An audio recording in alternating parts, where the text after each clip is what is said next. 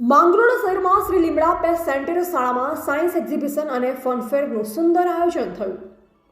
જૂનાગઢ જિલ્લાના માંગરોળ શહેરમાં શ્રી લીમડા પેસ્ટ સેન્ટર શાળામાં સાયન્સ એક્ઝિબિશન અને ફનફેરનું શાળાના બાળકો દ્વારા સુંદર આયોજન કરવામાં આવ્યું।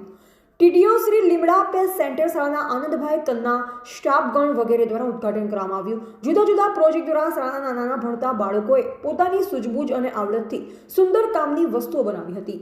નાના સમૂહ દ્વારા પ્રોજેક્ટ બનાવ્યા। એક બાળ સમૂહે વરિયાળી વનસ્પતિ ઉપર સુંદર પ્રોજેક્ટ બનાવ્યો। બીજા બાળ સમૂહે વાહનોના પ્રદૂષણથી થતા ધુમાડો વગેરેને એક મશીનનો પ્રોજેક્ટ બનાવી તે મશીન દ્વારા ઓક્સિજન ઉત્પાદન કરવા માટે મહેનત કરી। ત્રીજા બાળ સમૂહે પુસ્તકોનો વિશાળ લાઇબ્રેરી દ્વારા બાળકોમાં વાંચન વધે તેનો પ્રયત્ન કરતા માલુમ પડ્યા। એક બાળ સમૂહે ફાયર સેફટી પ્રોજેક્ટ પણ બનાવ્યો હતો। એક બાળ સમૂહે સિક્યુરિટી એલાર્મ સિસ્ટમનો પ્રોજેક્ટ બનાવ્યો જેનો ઉપયોગ ખેતી વગેરેમાં પણ કરી શકાય છે। એવા અલ્પેશ કગરાણા, માંગરોળ। મારું નામ છે બામણિયા વનરાજ ભીખુભાઈ। હું ધોરણ 7 માં અભ્યાસ કરું છું। મારું ગામનું નામ છે મથાસુરિયા। મારી શાળાનું નામ છે શ્રી લીમડા પેસ્ટ સેન્ટર શાળા। આ વિજ્ઞાન પ્રોજેક્ટ નું છે એનું નામ છે ફાયર સેફટી।